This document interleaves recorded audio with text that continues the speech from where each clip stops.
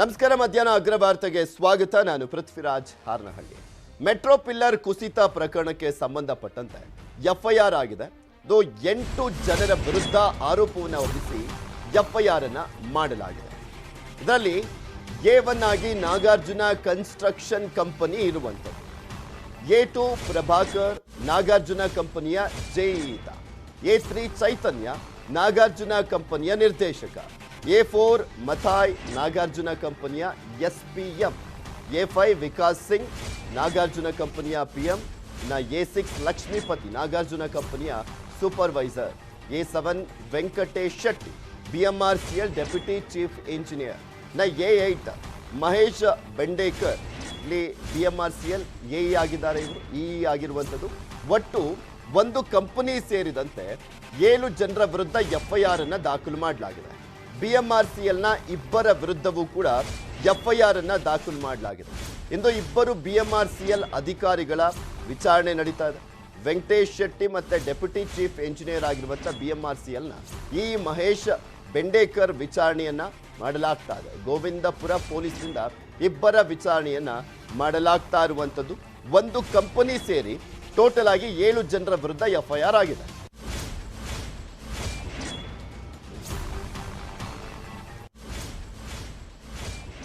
Metro pillar ಒಂದು ಕುಸಿದು ದುರದೃಷ್ಟವಶಾತ್ ಇಬ್ಬರ ಸಾವಾಗಿತ್ತು.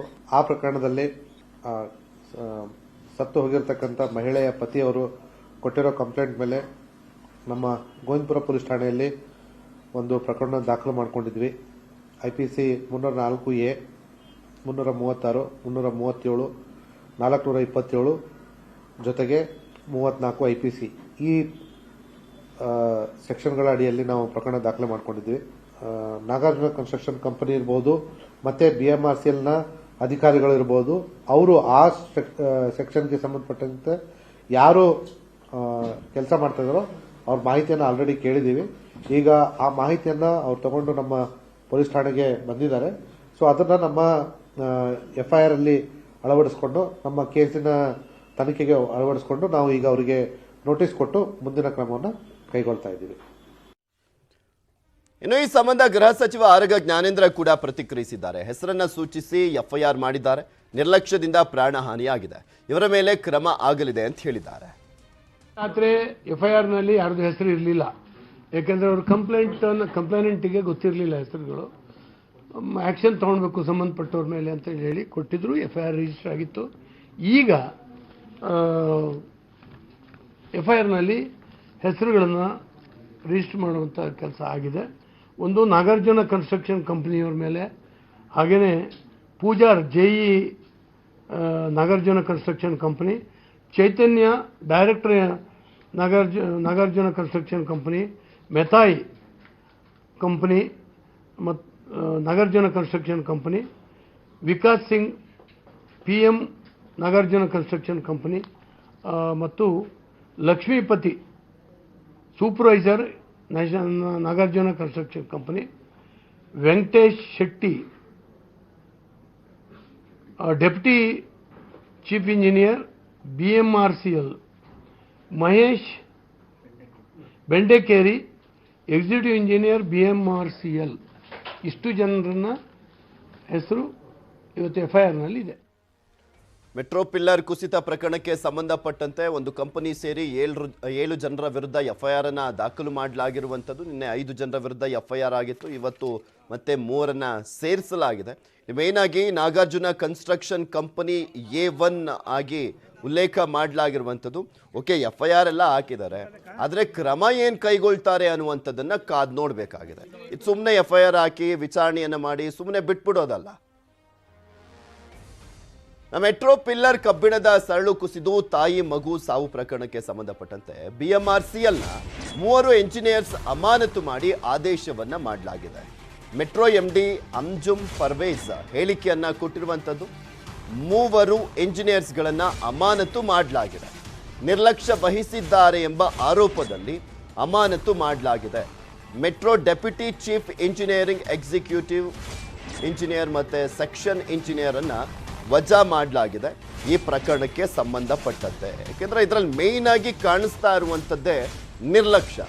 ನಿರ್ಲಕ್ಷ್ಯದಿಂದನೇ ಈ ಒಂದು ಘಟನೆ ನಡೆದಿರುವಂಥದ್ದು. ಆ 2 ಜೀವ ಬಲಿಯಾಗಿದ್ದು.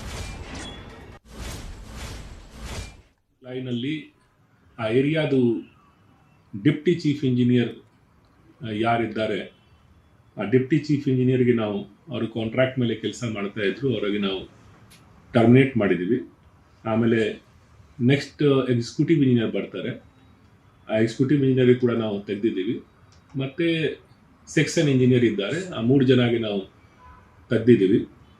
ಆಮೇಲೆ ಇಂಡಿಯನ್ ಇನ್ಸ್ಟಿಟ್ಯೂಟ್ ಆಫ್ ಸೈನ್ಸ್ಗೆ ನಿನ್ನೆ ನಾವು ರಿಕ್ವೆಸ್ಟ್ ಮಾಡಿದ್ದೀವಿ, ಇದರ ಬಗ್ಗೆ ಥಾರೋ ಇನ್ವೆಸ್ಟಿಗೇಟ್ ಮಾಡಿ ನಮಗೆ ರಿಪೋರ್ಟ್ ಕೊಡಿ ಯಾಕೆ ಈ ರೀತಿ ಆಗಿದೆ ಅಂತ. ಸೊ ಅದು ಅವರು ಒಪ್ಪಿದ್ದಾರೆ ಇನ್ಸ್ಪೆಕ್ಷನ್ ಮಾಡಲಿಕ್ಕೆ. ಇವತ್ತು ಸಾಯಂಕಾಲದಿಂದ ಅವ್ರದ್ದು ಇನ್ವೆಸ್ಟಿಗೇಷನ್ ಶುರು ಆಗ್ತದೆ. ಅದರ ಜೊತೆಗೆ ನಾವು ನಮ್ಮ ಇಂಟರ್ನಲ್ ಟೀಮ್ ರೆಡಿ ಮಾಡಿದ್ದೀವಿ, ಸೀನಿಯರ್ ಆಫೀಸರ್ ಎಂಪ್ಲಾಯಿನಲ್ಲಿ. ಇದೆಲ್ಲದ್ರ ಬಗ್ಗೆ ಮತ್ತಷ್ಟು ಮಾಹಿತಿಯನ್ನು ನೀಡ್ತಾರೆ ನಮ್ಮ ಪ್ರತಿನಿಧಿ ಮುನಿರಾಜು, ನೇರ ಸಂಪರ್ಕದಲ್ಲಿ ಜಾಯ್ನ್ ಆಗ್ತಾ ಇದ್ದಾರೆ. ಮುನಿರಾಜು, ಇಲ್ಲಿ ಕನ್ಸ್ಟ್ರಕ್ಷನ್ ಕಂಪನಿ ಮತ್ತೆ BMRCL ನ ಸಿಬ್ಬಂದಿಯನ್ನ ಸೇರಿಸಿ FIR ಅನ್ನ ದಾಖಲು ಮಾಡಲಾಗಿದೆ. ಟೋಟಲ್ ಆಗಿ 7 ಜನರ ವಿರುದ್ಧ FIR ದಾಖಲಾಗಿರುವಂಥದ್ದು. ವಾಟ್ ನೆಕ್ಸ್ಟ್ ಅಂತ ಏನ್ ಕ್ರಮ ಕೈಗೊಳ್ಬಹುದು ಇಂಥ ಪ್ರಕರಣಗಳಲ್ಲಿ?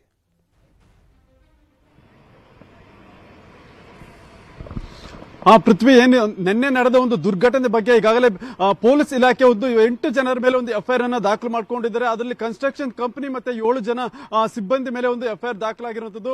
ಕನ್ಸ್ಟ್ರಕ್ಷನ್ ಕಂಪನಿಯ 5 ಜನ ಇಂಜಿನಿಯರ್ಸ್ ಮತ್ತೆ ಮೆಟ್ರೋನ 2 ಇಂಜಿನಿಯರ್ಗಳ ಮೇಲೆ FIR ಅನ್ನ ದಾಖಲು ಮಾಡಿ ಈಗ ತನಿಖೆಯನ್ನ ಪೊಲೀಸ್ ಇಲಾಖೆ ಮಾಡ್ತಾ ಇದ್ದಾರೆ. ಅದರ ಸಲುವಾಗಿ ಇವತ್ತು BMRCLಗೆ ಸೇರಿದಂತ 2 ಇಂಜಿನಿಯರ್ಗಳನ್ನ ಪೊಲೀಸರು ವಿಚಾರಣೆಗೆ ಕರೆದು ಅವರಿಂದ ಸ್ಟೇಟ್ಮೆಂಟ್ ಅನ್ನ ಮಾಡ್ತಾ ಇದ್ದಾರೆ. ಯಾಕಂದ್ರೆ ಅವರು ಸೈಟ್ ನಲ್ಲಿ ಕೆಲಸ ಮಾಡ್ತಾ ಇರ್ತಾರೆ, ಮತ್ತೆ ಸೈಟ್ ನ ಸೂಪರ್ವೈಸರ್ಗಳು ಕೂಡ ಆಗಿರ್ತಾರೆ. ಅವರ ಒಂದು ಸುಪರ್ದಿಯಲ್ಲಿ ಇರಬೇಕಾದ್ರೆ ಯಾವ ರೀತಿ ಇನ್ಸಿಡೆಂಟ್ ಆಯ್ತು, ಮತ್ತೆ ಸೇಫ್ಟಿ ಮೆಜರ್ಮೆಂಟ್ ಅನ್ನ ಏನ್ ತಗೊಂಡಿದ್ರು, ಮತ್ತೆ ರಸ್ತೆ ಬದಿಯಲ್ಲಿ ಅಷ್ಟು ದೊಡ್ಡ ಒಂದು ಪಿಲ್ಲರ್ ಅನ್ನ ನಿರ್ಮಾಣ ಮಾಡಬೇಕಾದ್ರೆ ಅಲ್ಲಿ ರಸ್ತೆ ಸುರಕ್ಷತಾ ಕ್ರಮಗಳನ್ನ ಕೈಗೊಳ್ಳಬೇಕಾಗುತ್ತೆ. ಅದು ಯಾವ ಬೇರೆ ಕಡೆಗೆ ಆ ಒಂದು ಪಿಲ್ಲರ್ ವಾಲದಂತೆ ಒಂದು ಕಟ್ಟುನಿಟ್ಟಿನ ಒಂದು ಮುನ್ನೆಚ್ಚರಿಕೆ ಕ್ರಮಗಳನ್ನ ಕೈಗೊಳ್ಳಬೇಕಾಗಿತ್ತು. ಆದ್ರೆ ಎಲ್ಲಿ ಎಡವಟ್ಟಾಗಿದೆ ಅನ್ನೋದ್ರ ಬಗ್ಗೆ ಈಗ ಆ ಒಂದು ಇಂಜಿನಿಯರ್ಗಳಿಂದ ಒಂದು ಸಮಜಾಯಿಷಿ ಮತ್ತೆ ಒಂದು ಹೇಳಿಕೆಯನ್ನ ಪಡೆಯುವಂತ ಕೆಲಸವನ್ನ ಈಗ ಅಧಿಕಾರಿಗಳು ಮಾಡ್ತಾ ಇದ್ದಾರೆ. ಇನ್ನು ಉಳಿದಂತೆ ಕಂಪನಿಗೆ ಸೇರಿದ 5 ಜನರ ಮೇಲೆ ಒಂದು FIR ದಾಖಲಾಗಿದ್ದು ಅವರನ್ನು ಸಹ ಒಂದು ಹಂತವಾಗಿ ವಿಚಾರಣೆ ಮಾಡಿ ಯಾವ ರೀತಿ ಈ ಒಂದು ದುರ್ಘಟನೆ ನಡೆಯಿತು ಮತ್ತೆ ಯಾರ ಲೋಪ ಅನ್ನೋದನ್ನ ಪತ್ತೆ ಹಚ್ಚೋದಕ್ಕೂ ಸಹ ಮುಂದಾಗಿದ್ದಾರೆ. ಮತ್ತೆ ಮೇಲ್ನೋಟಕ್ಕೆ ಇದರಲ್ಲಿ ಇವರ ಲೋಪಗಳನ್ನ ಕಂಡು ಬಂದ್ರೆ ನಂತರ ಅವ್ರ ಮೇಲೆ ಒಂದು ಕಾನೂನು ಕ್ರಮವಾಗಿ ಅವರನ್ನ ಬಂಧನ ಮಾಡಿ ಅವ್ರ ಮೇಲೆ ಒಂದು ಆಕ್ಷನ್ ತಗೊಳ್ಳೋದಕ್ಕೂ ಸಹ ಪೊಲೀಸ್ ಇಲಾಖೆ ಮುಂದಾಗ್ತಾ ಇದೆ. ಮತ್ತೆ ಈಗಾಗಲೇ ಏನು 2 ಇಂಜಿನಿಯರ್ಗಳನ್ನ ಸ್ಟೇಟ್ಮೆಂಟ್ ಕೊಟ್ಟ ನಂತರ ಇನ್ನು ಉಳಿದಂತೆ ನಾಗಾರ್ಜುನ ಕನ್ಸ್ಟ್ರಕ್ಷನ್ ಕಂಪನಿಗೆ ಸೇರಿದ 5 ಜನರನ್ನ ಕರೆಸಿ ಅವರಿಂದಲೂ ಸಹ ಒಂದು ಸ್ಟೇಟ್ಮೆಂಟ್ ಅನ್ನ ಮಾಡ್ತಾರೆ. ಮತ್ತೆ ಇದೇ ವೇಳೆ ಏನು IASC ಮತ್ತೆ ಏನು FSL ರಿಪೋರ್ಟ್ ಬರುತ್ತೆ, ಆ ಒಂದು ವರದಿಗಳಲ್ಲಿ ಏನೆಲ್ಲ ಒಂದು ಅಂಶಗಳು ಬರುತ್ತೆ, ಮತ್ತೆ ಯಾವ ರೀತಿ ಒಂದು ಘಟನೆ ನಡೆಯಿತು ಅನ್ನೋದ್ರ ಬಗ್ಗೆ ಅವರು ಏನು ವರದಿ ಕೊಡ್ತಾರೆ, ಅದರ ಆಧಾರದ ಮೇಲೆ ಇವರ ಮೇಲೆ ಒಂದು ಕಾನೂನು ಕ್ರಮ ಜರುಗಿಸೋದಕ್ಕೆ ಪೊಲೀಸ್ ಇಲಾಖೆ ಮುಂದಾಗಿದೆ. ಪೃಥ್ವಿ, ಮುನಿರಾಜು, ನಿಮ್ಮೆಲ್ಲ ಮಾಹಿತಿಗಾಗಿ. ಕ್ಷೇತ್ರ ತ್ಯಾಗಕ್ಕಾಗಿ ಶ್ರೀನಿವಾಸ್ ಗೌಡ್ರಿಗೆ ಬಿಗ್ ಗಿಫ್ಟ್ ಸಿಗುತ್ತಾ ಅನ್ನುವಂತ ಪ್ರಶ್ನೆ ಎದ್ದಿದೆ. ಶ್ರೀನಿವಾಸ್ ಗೌಡಗೆ ಸಿದ್ದರಾಮಯ್ಯ ನೀಡಿರುವಂತ ಆಶ್ವಾಸನೆ ಆದ್ರೂ ಏನು ಅನ್ನುವಂತ ಪ್ರಶ್ನೆ. ಕ್ಷೇತ್ರದಲ್ಲಿ ಶ್ರೀನಿವಾಸ್ ಗೌಡ್ರದ್ದು ಎನ್ನಲಾದಂತ ಆಡಿಯೋ ಸಾಕಷ್ಟು ವೈರಲ್ ಆಗ್ತದೆ. ಬಿಕಾಸ್ ಯಾವುದೇ ರಾಜಕಾರಣಿ ಆಗಲಿ ತನ್ನ ಕೊನೆ ಉಸಿರು ಇರುವವರೆಗೂ ಕೂಡ ಅಧಿಕಾರವನ್ನ ಮಾತ್ರ ಬಿಟ್ಕೊಡೋದಿಲ್ಲ. ತಾನೇ MLA ಆಗಿರಬೇಕು, ಇಲ್ಲ ನನ್ನ ಮಗ MLA ಆಗಿರಬೇಕು ಅಂತ ಅನ್ಕೊಳ್ತಾರೆ, ಇಲ್ಲ ನನ್ನ ಕುಟುಂಬದವ್ರು ಯಾರಾದರೂ MLA ಆಗಿರಬೇಕು ಅಂತ ಅನ್ಕೊಳ್ತಾರೆ. ಆದರೆ ಶ್ರೀನಿವಾಸ್ ಗೌಡ್ರು ಅವ್ರ ಮಗನೋ ಅಳಿಯನೋ ಮಗಳೋ ಯಾರಿಗೂ ಕೂಡ ಟಿಕೆಟ್ ಅನ್ನ ಕೊಡಿಸುವಂತ ನಿಟ್ಟಿನಲ್ಲಿ ಲಾಬಿ ಮಾಡಲಿಲ್ಲ. ದಿಢೀರಂತ ಕಾಂಗ್ರೆಸ್ಗೂ ಕೂಡ ಬಂದ್ರು. ಸಿದ್ದರಾಮಯ್ಯನವರಿಗೆ ಕ್ಷೇತ್ರ ಬಿಟ್ಕೊಟ್ಟಿದ್ದಾರೆ. ಯಾವುದೇ ಫಲಾಪೇಕ್ಷೆ ಇಲ್ದಲೆ ಬಂದುಬಿಟ್ರ ಅನ್ನುವಂಥ ಪ್ರಶ್ನೆ ಸಹಜವಾಗಿ ಕಾಡುತ್ತೆ. ಸೊ ಈಗ ಕೋಲಾರ ಕ್ಷೇತ್ರ ತ್ಯಾಗದ ಹಿಂದೆ MLC ಪ್ಲಸ್ ಮಂತ್ರಿಗಿರಿಯ ಆಫರ್ ಇದೆ ಅಂತ ಹೇಳಲಾಗ್ತಾ ಇದೆ. ಸಿದ್ದರಾಮಯ್ಯ ಗೆದ್ರೆ MLC ಮಾಡಿ ಮಂತ್ರಿ ಮಾಡುವಂತ ಆಫರ್ ಅಂತೆ. ಸಿದ್ದರಾಮಯ್ಯನವ್ರು ಗೆದ್ರೆ ಅಕಸ್ಮಾತ್ ಅವ್ರ ಸರ್ಕಾರ ಬಂದಂತ ಸಂದರ್ಭದಲ್ಲಿ ಶ್ರೀನಿವಾಸ್ ಗೌಡ್ರನ್ನ MLC ಮಾಡಿ ಮಂತ್ರಿ ಮಾಡ್ತಾರೆ ಅನ್ನುವಂತ ಆಫರ್ ಇಟ್ಟಿದ್ದಾರಂತೆ. ಬೆಂಬಲಿಗನ ಜೊತೆ ಶ್ರೀನಿವಾಸ್ ಗೌಡ ಮಾತನಾಡಿದ್ದಾರೆ ಎನ್ನಲಾದಂತ ಒಂದು ಆಡಿಯೋ ಸಾಕಷ್ಟು ವೈರಲ್ ಆಗ್ತಾ ಇದೆ. ಹಾಗಾದ್ರೆ ಈ ಆಡಿಯೋದಲ್ಲಿ ಏನಿದೆ ಒಮ್ಮೆ ಕೇಳೋಣ. ನಮಸ್ಕಾರ, ನಾನು ಹೇಮಗಲ್ ಚೆನ್ನಗೌಡ. ಹೇಳಪ್ಪ. ಇಲ್ಲ, ಎಲ್ರು ಟೂರ್ ಮಾಡ್ತಾರೆ, ನೀವು ಟೂರೇ ಮಾಡಿಲ್ಲ. ಸಿದ್ದರಾಮಯ್ಯನವ್ರು ಮಾಡೋದು ನಾನಲ್ಲ. ಏನ್ ಸಿದ್ದರಾಮಯ್ಯ ನೀವು ಬಂದ್ರೆ ನಾನು ನೀವಿರೋ ನಾನು ಇಲ್ಲ ಮಾಡಿದ್ದೀನಿ. ಈಗಾಗಲೇ 2 ಮಾಡಿದ್ದೀನಿ. ನಾನಿವತ್ತು ಒಂದ್ 2-3 ದಿನ ಊರಾಗಿರಲ್ಲ. ಆಮೇಲೆ ಬಂದು ಉಳಿದಿದ್ದು ಎಲ್ಲಾ ಕ್ಷೇತ್ರಗಳಿಗೂ ಬರ್ತೀನಿ. ಅಣ್ಣ ಹಂಗಲ್ಲಣ್ಣ ಗ್ರಾಮ ಪಂಚಾಯತಿಗಳು. ಅಣ್ಣ ಹಂಗಲ್ಲ, ನಮ್ಮವ್ರು ನಾವು ಇದ್ರೆ ನೀವ್ ಇದ್ದ ಚೆನ್ನಾಗಿತ್ತು ನಮ್ಗೆ ನಾವು ಬರ್ತೀನಿ ಎಂದೆ ನೀವು ಜೊತೆ ನೀವೇ ಕ್ಯಾಂಡಿಡೇಟ್ ಒಳ್ಳೇದಾಗುತ್ತೆ ನಾವು ನೀವೇ ಕ್ಯಾಂಡಿಡೇಟ್ ಆಗಿದ್ರೆ ನಮ್ಗೆ ಒಳ್ಳೇದಾಗ ನಾನೇ ಕ್ಯಾಂಡಿಡೇಟ್ ಆಗಿ ಹೋದ್ ಸಾರಿ 17 ಕೋಟಿ ಖರ್ಚು ಸಾಲ ಮಾಡಿರೋದು ಇನ್ನೂ ತೀರಿಸಲ್ಲ. ನನ್ನ ಗತಿನ ಯಾರು ಮಾಡೋದು ಹೇಳು? ಸಹಾಯ ಮಾಡ್ತೀವಿ ಬಾಣ, 15 ಸಹಾಯ ಮಾಡ್ತೀವಿ ಬಾಣ ನಾವು. 17 ಕೋಟಿ ನೀವೆಲ್ಲರೂ ಕೊಟ್ಬಿಡ್ತೀರಿ, ಅದಾಗ್ಬಿಡ್ತದೆ. ಕೇಳಿಲ್ಲ ಈಗ ತೀರ್ಮಾನಕ್ಕೆ ಬಂದ್ಬಿಟ್ಟಿದ್ದೀನಿ. ಸಿದ್ದರಾಮಯ್ಯ ಗೆಲ್ಲಿಸ್ರಿ, ನಮ್ಮ MLC ಮಾಡಿ ಮಂತ್ರಿ ಮಾಡ್ತಾರೆ. ಅಣ್ಣ ಅದಕ್ಕೂ ಸಂತೋಷನೇ. ನಾವೆಲ್ಲರೂ ನಮ್ಮ ಶ್ರೀನಿವಾಸ ಗೌಡ್ರೆ ಅಂತ ಇವಾಗ ಅದನ್ನೇ ಹೇಳು, ಶ್ರೀನಿವಾಸ ಗೌಡ್ರದೇ ಅದು. ಆತ್ಮೇನು ಗೆದ್ದೋದ್ಮೇಲೆ ಆತ್ಮ ಬರಲ್ಲ, ನಾನೇ ಓಡಾಡೋದು. ಸಂತೋಷ ಮಾಡ್ಕೋ, ಕಾನ್ಸ್ಟಿಟ್ಯೂನ್ಸಿ ಪೂರ್ತಿ ನಾನೇ. ಅದರಿಂದ ಅದೇನ್ ತಲೆ ಕೆಡಿಸ್ಕೊಳ್ಳೋದು ಬೇಡ. ಎಲ್ರಿಗೂ ಹೇಳು, ನಿಮ್ಮ ಭಾಗದಾಗ ಎಲ್ರಿಗೂ. ಇದ್ರ ಬಗ್ಗೆ ಮತ್ತಷ್ಟು ಮಾಹಿತಿಯನ್ನು ನೀಡ್ತಾರೆ ನಮ್ಮ ಪ್ರತಿನಿಧಿ ರಘುರಾಜ್ ನೇರ ಸಂಪರ್ಕದಲ್ಲಿ ಜಾಯ್ನ್ ಆಗ್ತಾರೆ. ರಘುರಾಜ್, ಯಾವುದೇ ರಾಜಕಾರಣಿ ಆದ್ರೂ ಕೂಡ ದಿಢೀರಂತ ರಾಜಕಾರಣದಿಂದ ದೂರ ಹೋಗೋದಿಲ್ಲ. ಅಂಥದ್ರಲ್ಲಿ ಹಾಲಿ ಶಾಸಕರಾಗಿದ್ದಂಥ ಶ್ರೀನಿವಾಸ್ ಗೌಡ್ರು ಸಡನ್ ಆಗಿ ಕ್ಷೇತ್ರ ಯಾಕೆ ಬಿಟ್ಕೊಟ್ರು ಅನ್ನುವಂಥ ಪ್ರಶ್ನೆ ಇದೆ. ಈಗ ಮಾತನಾಡ್ತಾ MLC ಮಾಡ್ತಾರೆ ಅಂತೆಲ್ಲ ಹೇಳ್ತಾ ಇದ್ರಲ್ಲ, ಸುಮ್ಮನೆ ಸಮಾಧಾನ ಪಡಿಸುವಂತ ನಿಟ್ಟಿನಲ್ಲಿ ಕಾರ್ಯಕರ್ತರಿಗೆ ಹೇಳಿರುವಂತದ್ದ ಅಥವಾ ನಿಜಾಗ್ಲೂ ಕೂಡ ಆ ರೀತಿಯಾದಂಥ ಮಾತುಕತೆ ಆಗಿದೆಯಾ?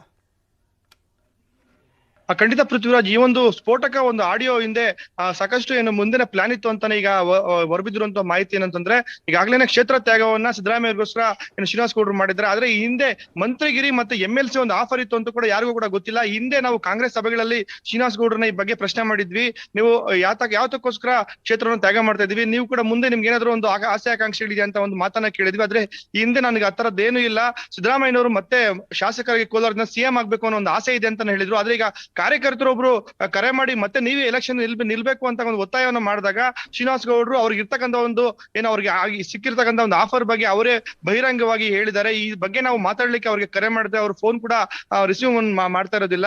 ಈಗ ಸಂಬಂಧಪಟ್ಟಂತೆ ಇರೋ ಆಡಿಯೋದಲ್ಲಿ ಇರುವಂತಹ ಮಾಹಿತಿ ಪ್ರಕಾರ ಸಿದ್ದರಾಮಯ್ಯನವರು ಶಾಸಕರಾಗಿ ಆಯ್ಕೆ ಆದ್ಮೇಲೆ ಶ್ರೀನಿವಾಸ್ ಗೌಡ್ರನ್ನ MLC ಮಾಡಿ ಮತ್ತೆ ಅವರನ್ನ ಮಂತ್ರಿ ಮಾಡ್ತೀವಿ, ಕೋಲಾರ ಜಿಲ್ಲಾ ಉಸ್ತುವಾರಿ ಸಚಿವರನ್ನು ಕೂಡ ಮಾಡ್ತಾರೆ ಅಂತಕ್ಕಂಥ ಒಂದು ಮಾಹಿತಿ ಈಗ ಅವರಿಗೆ ಖುದ್ದಾಗಿ ಹೇಳಿರುವಂತದ್ದು.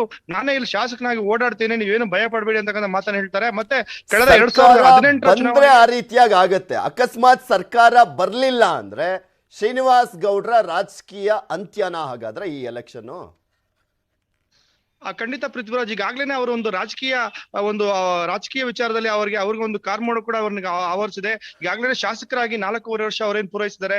ಈ ಅವಧಿಯಲ್ಲಿ ಅವರು ಅಭಿವೃದ್ಧಿ ಕಾರ್ಯಕ್ರಮಗಳನ್ನ ಮಾಡೋದ್ರಲ್ಲಿ ಸಾಕಷ್ಟು ವಿಫಲರಾಗಿದ್ದಾರೆ ಅಂತಕ್ಕಂಥ ಆರೋಪವನ್ನ ಕಾಂಗ್ರೆಸ್ ನಾಯಕರ ಎದುರೇ ಈಗ ಜನರು ಕೂಡ ಹೇಳ್ತಾ ಇದ್ದಾರೆ. ಈಗ ಶ್ರೀನಿವಾಸ್ ಗೌಡ್ರು ಸಿದ್ದರಾಮಯ್ಯನವರು ಕೋಲಾರದಲ್ಲಿ ಇಲ್ಲದೆ ಹೋದ್ರೆ ನನಗೆ ಒಂದು ಟಿಕೆಟ್ ಕೊಡಿ ಅಂತಕ್ಕಂಥ ಮಾತನ್ನು ಕೂಡ ಈಗಾಗಲೇ ಹೈಕಮಾಂಡ್ಗೆ ಹೇಳಿದ್ದಾರೆ. ಈ ಒಂದು ಹಿನ್ನೆಲೆಯಲ್ಲಿ ಈಗ ಸಿದ್ದರಾಮಯ್ಯ ಅವರು ನಾನೇ ಕೋಲಾರದಿಂದ ಸ್ಪರ್ಧೆ ಮಾಡ್ತೀವಿ ಅಂತಕ್ಕಂಥ ಮಾತನ್ನು ಹೇಳಿರೋದ್ರಿಂದ ಈಗ ಸಿದ್ದರಾಮಯ್ಯ ಅವರು ಖುದ್ದಾಗಿ ಇವರಿಗೆ ಒಂದು ಮಂತ್ರಿಗೆ ಒಂದು ಆಫರ್ ಅನ್ನು ಕೂಡ ಕೊಟ್ಟಿದ್ದಾರೆ ಅಂತಕ್ಕಂಥ ಮಾತು ಕೂಡ ಕೇಳಿ ಬರ್ತಾ ಇದೆ. ಈಗ ಸಿದ್ದರಾಮಯ್ಯನವರು ಆಯ್ಕೆ ಆದ ನಂತರ ಕೋಲಾರದಲ್ಲಿ ಉಸ್ತುವಾರಿ ಕೂಡ ನಾನೇ ನೋಡ್ಕೊಳ್ತೀನಿ ಅಂತ ಮಾತುಕನ್ನ ಹೇಳುವ ಮೂಲಕ ಅವರ ಒಂದು ರಾಜಕೀಯ ಜೀವನಕ್ಕೆ ಅವರೇ ಒಂದು ಕಾರ್ಮೋಡವನ್ನ ಎಳ್ಕೊಂಡಂತೆ ಕೂಡ ಈಗ ಕಂಡು ಬರ್ತಾ ಇರುವಂತದ್ದು Prithviraj. Okay, thank you Raghuraj ನಿಮ್ಮೆಲ್ಲ ಡೀಟೇಲ್ಸ್ಗಾಗಿ. ಶ್ರೀನಿವಾಸ್ ಗೌಡ್ರು ಕಾರ್ಯಕರ್ತರ ಜೊತೆ ಏನ್ ಮಾತನಾಡಿದ್ರು ಅಂತ ಇನ್ನೊಮ್ಮೆ ಕೇಳೋಣ. ನಮಸ್ಕಾರ, ನಾನು ಹೇಮಗಲ್ ಚೆನ್ನಗೌಡ. ಹೇಳಪ್ಪ. ಇಲ್ಲ, ಎಲ್ರು ಟೂರ್ ಮಾಡ್ತಾರೆ, ನೀವು ಟೂರೇ ಮಾಡಿಲ್ಲ. ಸಿದ್ದರಾಮಯ್ಯನವ್ರು ಮಾಡೋದು ನಾನಲ್ಲ. ಏನ್ ಸಿದ್ದರಾಮಯ್ಯ ನೀವು ಬಂದ್ರೆ ನೀವು ಇರೋಣ? ಇಲ್ಲ, ಮಾಡಿದ್ದೀನಿ, ಈಗಾಗಲೇ 2 ಮಾಡಿದ್ದೀನಿ. ನಾನಿವತ್ತು ಒಂದ್ 2-3 ದಿನ ಊರಾಗಿರಲ್ಲ, ಆಮೇಲೆ ಬಂದು ಉಳಿದಿದ್ದು ಎಲ್ಲಾ ಕ್ಷೇತ್ರಗಳಿಗೂ ಬರ್ತೀನಿ. ಹಂಗಲ್ಲಣ್ಣ, ಗ್ರಾಮ ಪಂಚಾಯತಿಗಳು. ಹಂಗಲ್ಲ, ನಮ್ಮವ್ರು ನಾವು ಇದ್ರೆ ನೀವ್ ಇದ್ದ ಚೆನ್ನಾಗಿತ್ತು ನಮ್ಗೆ ನಾವು ಬರ್ತೀನಿ ಎಂದೆ. ನೀವು ಜೊತೆ ನೀವೇ ಕ್ಯಾಂಡಿಡೇಟ್ ಒಳ್ಳೇದಾಗುತ್ತೆ ನಾವು ನೀವೇ ಕ್ಯಾಂಡಿಡೇಟ್ ಆಗಿದ್ರೆ ನಮ್ಗೆ ಒಳ್ಳೇದಾಗ. ನಾನೇ ಕ್ಯಾಂಡಿಡೇಟ್ ಆಗಿ ಹೋದ್ ಸಾರಿ 17 ಕೋಟಿ ಖರ್ಚು ಸಾಲ ಮಾಡಿರೋದು ಇನ್ನೂ ತೀರಿಸಲ್ಲ. ನನ್ನ ಗತಿನ ಯಾರು ಮಾಡೋದು ಹೇಳು? ಸಹಾಯ ಮಾಡ್ತೀವಿ ಬಾಣ, 15 ಸಹಾಯ ಮಾಡ್ತೀವಿ ಬಾಣ ನಾವು. 17 ಕೋಟಿ ನೀವೆಲ್ಲರೂ ಕೊಟ್ಬಿಡ್ತೀರಿ, ಅದಾಗ್ಬಿಡ್ತದೆ. ಕೇಳಿಲ್ಲ ಈಗ ತೀರ್ಮಾನಕ್ಕೆ ಬಂದ್ಬಿಟ್ಟಿದ್ದೀನಿ. ಸಿದ್ದರಾಮಯ್ಯ ಗೆಲ್ಲಿಸ್ರಿ, ನಮ್ಮ MLC ಮಾಡಿ ಮಂತ್ರಿ ಮಾಡ್ತಾರೆ. ಅಣ್ಣ ಅದಕ್ಕೂ ಸಂತೋಷನೇ. ನಾವೆಲ್ಲರೂ ನಮ್ಮ ಶ್ರೀನಿವಾಸ ಗೌಡ್ರೆ ಅಂತ ಇವಾಗ ಅದನ್ನೇ ಹೇಳು, ಶ್ರೀನಿವಾಸ ಗೌಡ್ರದೇ ಅದು. ಆತ್ಮೇನು ಗೆದ್ದೋದ್ಮೇಲೆ ಆತ್ಮ ಬರಲ್ಲ, ನಾನೇ ಓಡಾಡೋದು. ಸಂತೋಷ ಮಾಡ್ಕೋ, ಕಾನ್ಸ್ಟಿಟ್ಯೂನ್ಸಿ ಪೂರ್ತಿ ನಾನೇ. ಅದರಿಂದ ಅದೇನ್ ತಲೆ ಕೆಡಿಸ್ಕೊಳ್ಳೋದು ಬೇಡ. ಎಲ್ರಿಗೂ ಹೇಳು ನಿಮ್ಮ ಭಾಗದಾಗ ಎಲ್ರಿಗೂ. ವಿದ್ಯಾರ್ಥಿನಿಯರ ಶೌಚಾಲಯಕ್ಕೆ ನುಗ್ಗಿದ ಅಪರಿಚಿತ, ಲೇಡೀಸ್ ಟಾಯ್ಲೆಟ್ಗೆ ನುಗ್ಗಿ ಆತಂಕವನ್ನ ಸೃಷ್ಟಿಸಿದ್ದ ಸೈಕೋ ಒಬ್ಬ. ಬೆಂಗಳೂರಿನ ಜಯನಗರದ ವಿಜಯ ಕಾಲೇಜಿಗೆ ನುಗ್ಗಿದ್ದ ಅಪರಿಚಿತ, ವಿದ್ಯಾರ್ಥಿನಿಯರ ಶೌಚಾಲಯಕ್ಕೆ ನುಗ್ಗಿದ್ದ ಸೈಕೋ ಒಬ್ಬ. ಸೊ ಆ ಟೈಮ್ನಲ್ಲಿ ಆತಂಕವನ್ನ ಸೃಷ್ಟಿ ಮಾಡಿದ. ಯಾರೋ ಏನು ಅಂತ ಭಯಭೀತರಾಗಿದ್ರು. ಬೆಂಗಳೂರಿನ ವಿಜಯನಗರದ ವಿಜಯ ಕಾಲೇಜು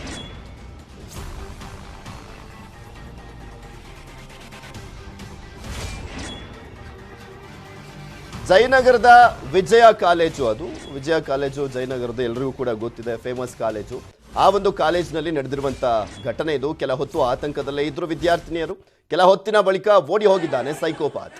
ಆಡಳಿತ ಮಂಡಳಿ ವಿರುದ್ಧ ವಿದ್ಯಾರ್ಥಿಗಳು ಪ್ರತಿಭಟನೆಯನ್ನ ಮಾಡಿದ್ದಾರೆ. ಅಪರಿಚಿತ ವ್ಯಕ್ತಿಯ ವಿರುದ್ಧ ಕಾಲೇಜಿನವರಿಂದ ದೂರನ್ನ ಕೊಡಲಾಗಿದೆ.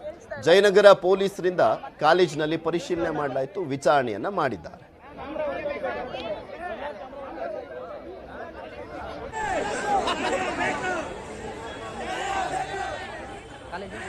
ಇದ್ರ ಬಗ್ಗೆ ಮತ್ತಷ್ಟು ಮಾಹಿತಿಯನ್ನ ನೀಡ್ತಾರೆ ನಮ್ಮ ಪ್ರತಿನಿಧಿ ಗಂಗಾಧರ್. ಕಾಲೇಜ್ ಆವರಣದಿಂದಲೇ ನೇರ ಸಂಪರ್ಕದಲ್ಲಿ ಜಾಯ್ನ್ ಆಗ್ತಾ ಇದ್ದಾರೆ. ಗಂಗಾಧರ್, ಅಲ್ಲಿ ಸ್ಟೂಡೆಂಟ್ಸ್ಗಳು ಯಾರ ವಿರುದ್ಧ ಪ್ರತಿಭಟನೆ ಮಾಡಿದ್ದು ಅಂತ ಈಗ ಪೊಲೀಸರು ಬಂದೋದ್ರಲ್ಲ, ಏನಾದರೂ CCTV ಏನಾದರೂ ಇದೆಯಾ, ಚೆಕ್ ಮಾಡಿದಾರಾ ಯಾರು ಬಂದು ಹೋಗಿದ್ದು ಅನ್ನುವಂಥದ್ರ ಬಗ್ಗೆ? ಹೇಗಿದೆ ಪರಿಸ್ಥಿತಿ ಅಲ್ಲೀಗ? ಪೃಥ್ವಿರಾಜ್, ಒಂದು ವಾರದ ಹಿಂದೆ ಅಷ್ಟೇ ರಾಜಾನುಕುಂಟೆಯ ಬಳಿ ಆ ಖಾಸಗಿ ಕಾಲೇಜಲ್ಲಿ ಒಂದು ವಿದ್ಯಾರ್ಥಿನಿಯನ್ನ ಬರ್ಬರವಾಗಿ ಒಬ್ಬ ಸೈಕೋ ಅಂದ್ರೆ ಒಬ್ಬ ಪ್ರೇಮಿ ಕೊಲೆಯನ್ನ ಮಾಡಿದ್ದ. ಆ ಒಂದು ಘಟನೆ ಒಂದು ಮಾಸುವ ಮುನ್ನವೇ ಈಗ ಕಾಲೇಜಲ್ಲಿ ಏಕಾಏಕ ಅಪರಿಚಿತ ವ್ಯಕ್ತಿ ಒಬ್ಬ ಒಳಗಡೆ ನುಗ್ಗಿ ಯುವತಿಯನ್ನ ಎಳೆದಾಡಿರುವಂತಹ ಘಟನೆ ಜಯನಗರದ ವಿಜಯ ಕಾಲೇಜಲ್ಲಿ ನಡೆದಿರುವಂತದ್ದು. ನಾನೀಗ ಆ ಕಾಲೇಜಿನ ಮುಂಭಾಗದಲ್ಲಿದ್ದೇನೆ. ನಿನ್ನೆ ಬೆಳಿಗ್ಗೆ ಒಂದು 8 ಗಂಟೆಗೆ ಈ ಒಂದು ಇದು ನಡೆದಿರುವಂತ ಅಂದ್ರೆ ಘಟನೆ ನಡೆದಿರುವಂತದ್ದು. ಈ ಘಟನೆಗೆ ಸಂಬಂಧಪಟ್ಟಂತೆ ಈಗ ಜಯನಗರ ಪೊಲೀಸರು ಕೂಡ ಬಂದು ಒಂದು ಪರಿಶೀಲನೆ ಕೂಡ ಸದ್ಯ ಮಾಡ್ತಾ ಇದ್ದಾರೆ. ಮತ್ತೆ ಪೊಲೀಸರು ಈಗ CCTV ಪರಿಶೀಲನೆ ಮಾಡ್ತಾ ಇರುವಂತದ್ದು ಏನಂದ್ರೆ, ನಿನ್ನೆ ಬೆಳಿಗ್ಗೆ 8 ಗಂಟೆ ಸುಮಾರಿಗೆ ಒಬ್ಬ ಅಪರಿಚಿತ ವ್ಯಕ್ತಿ ಕಾಲೇಜಿನ ಒಳಗಡೆ ಎಂಟ್ರಿ ಆಗಿದ್ದಾನೆ. ಕಾಲೇಜಿನ ಒಳಗಡೆ ಎಂಟ್ರಿ ಆಗಿ ಮತ್ತೆ ಈ 4ನೇ ಮಹಡಿಯಲ್ಲಿರುವಂತಹ ಲೇಡೀಸ್ ಟಾಯ್ಲೆಟ್ ಒಳಗಡೆ ಏಕಾಏಕಿ ನುಗ್ಗಿರುವಂತದ್ದು. ಈ ಒಳಗಡೆ ಹೋದಂತ ಸಂದರ್ಭದಲ್ಲಿ ಒಳಗಡೆ ಚಿಲಕವನ್ನ ಲಾಕ್ ಮಾಡ್ಕೊಂಡಿದ್ದಾನೆ. ಅನಂತರ ಯುವತಿಯೊಬ್ಬಳನ್ನ ಆ ಯುವತಿಯನ್ನ ಎಳೆದಾಡಿ ಆಕೆ ಕೈಯನ್ನು ಎಳೆದಾಡಿ ಮತ್ತೆ ಬಾಯಿಯನ್ನು ಮುಚ್ಚಿ ಮತ್ತೆ ಆಕೆಗೆ ಥ್ರೆಟ್ ಕೂಡ ಮಾಡಿದ್ದಾನೆ ಅಂತ ಹೇಳಿ. ಆದ್ರೆ ನಂತರ ಅಲ್ಲಿ ಯುವತಿಯರು ಚೀರಾಡುವಂತಹ ಸಂದರ್ಭದಲ್ಲಿ ಅಲ್ಲಿಂದ ಆತ ಇಲ್ಲಿ ಒಳಗಡೆ ಒಂದು ಎಸ್ಕೇಪ್ ಆಗಿರುವಂತದ್ದು. ಮತ್ತೆ ನೀವು ಇಲ್ಲಿ ನೋಡಬಹುದು ಕಾಲೇಜಿನ ಎಂಟ್ರಿಯನ್ನ ನೋಡಬಹುದು. ಕಾಲೇಜಿನ ಎಂಟ್ರಿಯಲ್ಲಿ ಇಲ್ಲಿ ಒಂದೇ ಗೇಟ್ ಇರುವಂತದ್ದು, ಅಂದ್ರೆ ಇಲ್ಲಿ ಒಂದು ಎಕ್ಸಿಟ್ ಮತ್ತೆ ಎಂಟ್ರಿ ಇದೆ ಆಗಿರುವಂತದ್ದು. ಮತ್ತೆ ಇಲ್ಲಿ ಗೇಟ್ ಕೂಡ ಒಂದೇ ಇರುವಂತದ್ದು, ಅಂದ್ರೆ ಯಾರೇ ಒಳಗಡೆ ಹೋದ್ರೂ ಕೂಡ ಹೊರಗಡೆ ಬರುವಂತದ್ದು ಮತ್ತೆ ಒಳ ಹೋಗುವಂತದ್ದು ಇದೇ ಕಾಲೇಜು.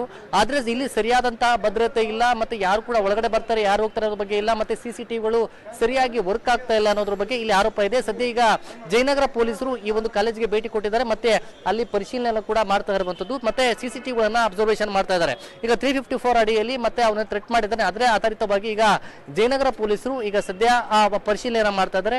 ಇದರ ಜೊತೆಯಾಗಿ ಈ ಕಾಲೇಜಿನ ಒಳಗಡೆ ಯುವತಿ ಅಂದ್ರೆ ಏನು ಒಳಗಡೆ ಏನು ಆ ಲೇಡೀಸ್ ಟಾಯ್ಲೆಟ್ ಇದ್ದಂತ ಯುವತಿಯನ್ನ ಬಾಯಿ ಮುಚ್ಚಿ ಮತ್ತೆ ಎಡಲಾಡಿ ಆಕೆಯನ್ನ ಅಲ್ಲಿಂದ ಅಂದ್ರೆ ಇನ್ನೊಬ್ಬ ಓಡುವ ಸಂದರ್ಭದಲ್ಲಿ ಮತ್ತೊಬ್ಬ ವಿದ್ಯಾರ್ಥಿಯನ್ನ ತಳ್ಳಿ ಅಲ್ಲಿಂದ ಎಸ್ಕೇಪ್ ಆಗಿರುವಂತದ್ದು.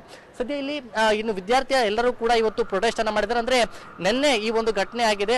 ಘಟನೆ ಆದ ಸಂದರ್ಭದಲ್ಲಿ ಇವತ್ತೆಲ್ಲರೂ ಕೂಡ ಪ್ರೊಟೆಸ್ಟ್ ಮಾಡಿ ಆಡಳಿತ ಮಂಡಳಿ ವಿರುದ್ಧ ಅಸಮಾಧಾನ ವ್ಯಕ್ತಪಡಿಸಿದರೆ ಸರಿಯಾದಂತಹ ಭದ್ರತಾ ವ್ಯವಸ್ಥೆ ಇಲ್ಲ ಅಂತ ಹೇಳಿದ್ದಾರೆ. ಯಾಕಂದ್ರೆ ನಿನ್ನೆ ಬೆಳಿಗ್ಗೆ ಇನ್ಸಿಡೆಂಟ್ ಆಗಿರುವಂತದ್ದು. ಆದ್ರೆ ನಿನ್ನೆ ಸಂಜೆ ಹೋಗಿ ವಿದ್ಯಾರ್ಥಿಯರ ಒತ್ತಾಯಕ್ಕೆ ಹೋಗಿ ಪ್ರಿನ್ಸಿಪಾಲ್ ಅವರು ನಿನ್ನೆ ಪೊಲೀಸರಿಗೆ ದೂರು ಕೊಟ್ಟಿರುವಂತದ್ದು. ಈಗ ಸದ್ಯ FIR ಕೂಡ ದಾಖಲಾಗಿದೆ. ಈಗ ಪೊಲೀಸರು ಬಂದು ಪರಿಶೀಲನೆ ಮಾಡ್ತಾ ಇದ್ದಾರೆ. ಪೊಲೀಸರು ಬಂದಂತಹ ಸಂದರ್ಭದಲ್ಲಿ ಎಲ್ಲಾ ವಿದ್ಯಾರ್ಥಿಗಳು ಏಕಮುಖವಾಗಿ ಇವತ್ತು ಪ್ರೊಟೆಸ್ಟ್ ಅನ್ನ ಮಾಡಿ ಆಡಳಿತ ಮಂಡಳಿ ವಿರುದ್ಧ ಆಕ್ರೋಶವನ್ನ ವ್ಯಕ್ತಪಡಿಸಿರುವಂತದ್ದು. ಈಗ ಸದ್ಯ ಪೊಲೀಸರು ಈಗ CCTV ಪರಿಶೀಲನೆ ಮಾಡ್ತಾ ಇದ್ದಾರೆ. ಇದೇ ಕಾಲೇಜಿನ ವಿದ್ಯಾರ್ಥಿನ ಅಥವಾ ಬೇರೆ ಯಾರಾದ್ರೂ ಅಪರಿಚಿತ ವ್ಯಕ್ತಿ ಏನಾದ್ರು ಬಂದು ಇಲ್ಲಿ ಈ ಒಂದು ದುಷ್ಕೃತ್ಯವನ್ನ ಎಸಗಿದ್ದಾರೆ ಅನ್ನೋ ಬಗ್ಗೆ ಕೂಡ ಪೊಲೀಸರು ಪರಿಶೀಲನೆ ಮಾಡ್ತಾ ಇರುವಂತದ್ದು. Prithviraj, welcome back. ಯಾಕೆ ಸಿಗ್ತಾ ಇಲ್ಲ ಸ್ಯಾಂಟ್ರೋ? ಡಿಪಾರ್ಟ್ಮೆಂಟ್ ನಲ್ಲೇ ಕಟಾಯಿಸ್ತಿದ್ದಾರ. 6 ತಂಡ 7 ದಿನ ಹುಡುಕದ ಜಾಗವೇ ಇಲ್ಲ. ಟಾರ್ಗೆಟ್ ಆಗಿದ್ಯಾಕೆ ACP ಗಿರಿ? Operation Santro.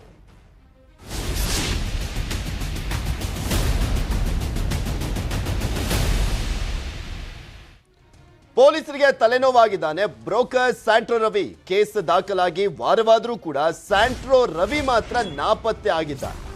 ಎಂತೆಂಥವ್ರನ್ನೋ ಎಲ್ಲೆಲ್ಲೋ ಇದ್ದಂಥವ್ರನ್ನ ಹಿಡ್ಕೊಂಡ್ಬಂದಿದ್ದಾರೆ ನಮ್ಮ ಪೊಲೀಸರು. ಆದರೆ ಈ ಖತರ್ನಾಕ್ ಸ್ಯಾಂಟ್ರೋ ರವಿ ಮಾತ್ರ ಪೊಲೀಸರ ಕೈಗೆ ಸಿಗ್ತಾ ಇಲ್ಲ. ಬೆಂಗಳೂರು ಮೈಸೂರು ಪೊಲೀಸರ 6 ವಿಶೇಷ ತಂಡಗಳನ್ನು ಮಾಡಲಾಗಿದೆ ಈತನನ್ನ ಬಂಧಿಸುವಂತ ನಿಟ್ಟಿನಲ್ಲಿ. ಆದರೂ ಕೂಡ ಸಿಗ್ತಾ ಇಲ್ವಂತೆ. ಟೆಕ್ನಿಕಲ್ ಆಗಿ ಶೋಧ ನಡೆಸಿದ್ರು ಕೂಡ ಸ್ಯಾಂಟ್ರೋ ರವಿ ಪತ್ತೆ ಇಲ್ಲ. ಸ್ಯಾಂಟ್ರೋ ರವಿ ಯಾವುದೇ ಫೋನ್ ಬಳಕೆಯನ್ನ ಮಾಡ್ತಾ ಇಲ್ಲ. ಆನ್ಲೈನ್ ವಹಿವಾಟು, ಬ್ಯಾಂಕು, ATMಗಳನ್ನ ಕೂಡ ಬಳಸ್ತಾ ಇಲ್ಲ ಅವನು. ಯಾಕೆಂದ್ರೆ ATM ಬಳಸಿದ್ರು ಕೂಡ ಗೊತ್ತಾಗುತ್ತೆ, ಅಲ್ಲಿ ಬ್ಯಾಂಕ್ನವರು ಇನ್ಫಾರ್ಮೇಶನ್ ಅನ್ನ ಕೊಡ್ತಾರೆ, ಅಥವಾ ಬ್ಯಾಂಕಿಂದ ಡ್ರಾ ಮಾಡಿದಂಥ ಸಂದರ್ಭದಲ್ಲೂ ಕೂಡ ಪೊಲೀಸರಿಗೆ ಇನ್ಫಾರ್ಮೇಶನ್ ಕೊಡುತ್ತೆ. ಸೊ ಹೀಗಾಗಿ ಆತ ಅದ್ಯಾವುದನ್ನು ಕೂಡ ಮಾಡ್ತಾ ಇಲ್ಲ. ಟೆಕ್ನಿಕಲ್ ಆಗಿ ಎಷ್ಟೇ ಆಳಕ್ಕೆ ಇಳಿದ್ರೂ ಕೂಡ ಸಿಗ್ತಾ ಇಲ್ಲ ಸಣ್ಣ ಸುಳಿವು. ಪೊಲೀಸ್ ಇಲಾಖೆಯಲ್ಲೂ ಕೂಡ ಇದ್ದಾರೆ ಸ್ಯಾಂಟ್ರೋ ರವಿಗೆ ಆಪ್ತರು. ಆತನ ಅನಾಚಾರದ ಅಕ್ರಮದ ದುಡ್ಡನ್ನ ತಿಂದಿ ತೇಗಿದ್ದಾರಲ್ಲ, ಸೊ ಅವರು ಆತನಿಗೆ ಇನ್ಫಾರ್ಮೇಶನ್ ಅನ್ನ ಕೊಡ್ತಾ ಇದ್ದಾರೆ ಅಂತ ಹೇಳಲಾಗ್ತಾರೆ. ಹೀಗಾಗಿ ಬೆಂಗಳೂರು ಮೈಸೂರು ಪೊಲೀಸರಿಗೆ ಸಿಗ್ತಾ ಇಲ್ಲ ಸ್ಯಾಂಟ್ರೋ ರವಿ.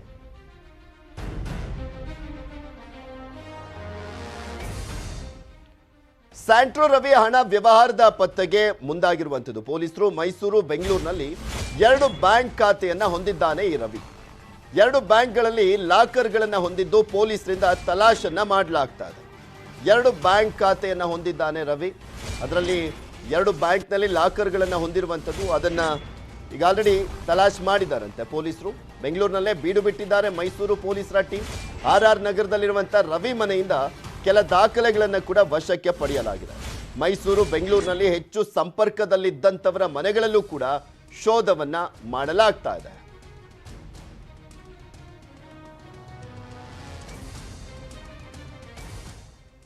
ಇನ್ನು ಸ್ಯಾಂಟ್ರೋ ರವಿ ಕೇಸ್ನಲ್ಲಿ ಮತ್ತೊಂದು ಸ್ಫೋಟಕ ಸುದ್ದಿ ಹೊರಬರ್ತಾ ಇದೆ. ಅದು ಕಾಟನ್ ಪೇಟೆಯಲ್ಲಿ ರವಿ ಪತ್ನಿ ಮೇಲೆ ಸುಳ್ಳು ಕೇಸ್ಗೆ ಟ್ವಿಸ್ಟ್ ಸಿಕ್ಕಿರುವಂಥದ್ದು. ಸ್ಯಾಂಟ್ರೋ ರವಿ ಬಳಿ ಹಣಕ್ಕಾಗಿ ಡಿಮ್ಯಾಂಡ್ ಇಟ್ಟಿದ್ರ ಅಧಿಕಾರಿಗಳು ಅನ್ನುವಂಥ ಪ್ರಶ್ನೆ. ಯಾಕಂದ್ರೆ ಸಾಕಷ್ಟು ಕೇಸ್ಗಳಲ್ಲಿ ಗಮನಿಸಿದ್ವಿ, ಪೊಲೀಸರು ಕೆಲವೊಂದು ಪ್ರಕರಣಗಳನ್ನು ಮುಚ್ಚಿ ಹಾಕುವಂಥ ನಿಟ್ಟಿನಲ್ಲಿ ದುಡ್ಡನ್ನು ಒಡ್ಕೊಂಡು ತಿಂತಾರೆ, ಬಡವರು ಹೊಟ್ಟೆ ಮೇಲೂ ಕೂಡ ಹೊಡಿತಾರೆ. ಈ ಪ್ರಕರಣದಲ್ಲೂ ಕೂಡ ಅದೇ ರೀತಿಯಾಗಿ ಆಗಿದೆ ಅಂತ ಹೇಳಲಾಗ್ತದೆ. ACP ಒಬ್ಬರ ವಿರುದ್ಧ ಇಲಾಖೆ ತನಿಖೆಗೆ ಆದೇಶವನ್ನ ಮಾಡಿತ್ತು. ಕಾಟನ್ ಪೇಟೆಯಲ್ಲಿ ರವಿ ಪತ್ನಿ ಮೇಲೆ ದರೋಡೆ ಕೇಸ್ ದಾಖಲಾಗಿತ್ತು. 23 ದಿನ ಪರಪ್ಪನ ಅಗ್ರಹಾರ ಜೈಲಿನಲ್ಲಿದ್ರು ಸ್ಯಾಂಟ್ರೋ ರವಿ ಪತ್ನಿ. ಕಾಟನ್ ಪೇಟೆ ವ್ಯಾಪ್ತಿಯ ಚಿಕ್ಕಪೇಟೆ ACP ಗಿರಿ ವಿರುದ್ಧ ಸ್ಯಾಂಟ್ರೋ ರವಿ ದೂರನ್ನ ಕೂಡ ಕೊಟ್ಟಿದ್ದ. ಮಾನವ ಹಕ್ಕು ಆಯೋಗ ಹಾಗೂ ಲೋಕಾಯುಕ್ತಕ್ಕೆ ದೂರನ್ನ ಕೊಟ್ಟಿದ್ದ ಸ್ಯಾಂಟ್ರೋ ರವಿ. ACP ಗಿರಿ 5 ಲಕ್ಷ ಹಣಕ್ಕೆ ಡಿಮ್ಯಾಂಡ್ ಇಟ್ಟಿದ್ದಾರೆ ಅಂತ ದೂರನ್ನ ಕೊಟ್ಟಿದ್ದ. ಸುಳ್ಳು ಕೇಸ್ನಲ್ಲಿ ಫಿಟ್ ಮಾಡೋದಾಗಿ ACP ಗಿರಿ ಬೆದರಿಸಿದ್ರು ಅಂತ ಆರೋಪವನ್ನ ಮಾಡಿದ್ದ. ಮೊದಲೇ ಇವನ್ ಕೊಟ್ಟಿದ್ದೆ ಸುಳ್ಳು ದೂರು, ಅಂಥದ್ರಲ್ಲಿ ಆ ಸುಳ್ಳು ದೂರನ್ನ ಮತ್ತೆ ಬ್ಲಾಕ್ ಮೇಲ್ ಮಾಡಿದ್ರು ACP ಅಂತ. ACP ಗಿರಿ ಮಾನಸಿಕವಾಗಿ ಹಿಂಸೆಯನ್ನ ನೀಡ್ತಾ ಇದ್ದಾರೆ ಅಂತ ದೂರನ್ನ ಕೊಟ್ಟಿದ್ದ ಸ್ಯಾಂಟ್ರೋ ರವಿ.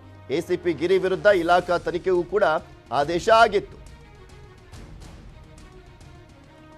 ಇದರ ಬಗ್ಗೆ ಮತ್ತಷ್ಟು ಮಾಹಿತಿಯನ್ನು ನೀಡ್ತಾರೆ ನಮ್ಮ ಪ್ರತಿನಿಧಿ ಮುನಿರಾಜು. ನೇರ ಸಂಪರ್ಕದಲ್ಲಿ ಜಾಯಿನ್ ಆಗ್ತಾ ಇದ್ದಾರೆ. ಮುನಿರಾಜು, 1 ವಾರ ಆದ್ರೂ ಕೂಡ ಎಲ್ಲಿದ್ದಾನೆ, ಏನು ಎತ್ತ ಅನ್ನುವಂಥದ್ರ ಬಗ್ಗೆ ಚಿಕ್ಕ ಸುಳಿವು ಸಿಗ್ತಾ ಇಲ್ಲ ಅಂದ್ರೆ ಏನ್ ಅರ್ಥ ಅಂತ. 6 ವಿಶೇಷ ತಂಡಗಳನ್ನ ಮಾಡಲಾಗಿದೆ. ಎಂತೆಂಥದೋ ದೊಡ್ಡ ದೊಡ್ಡ ಕೇಸ್ಗಳನ್ನೇ ಭೇದಿಸಿದ್ರು ನಮ್ಮ ಪೊಲೀಸರು.